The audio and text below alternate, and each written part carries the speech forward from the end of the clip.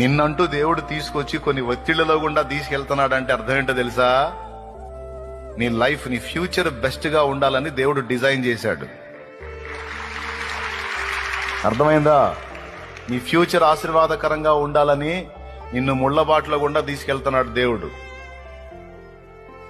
మల్లె పూల బాటలో కాదు, కాళ్ళ కింద చల్లగా సువాసనగా మెత్తగా ఉండటానికి.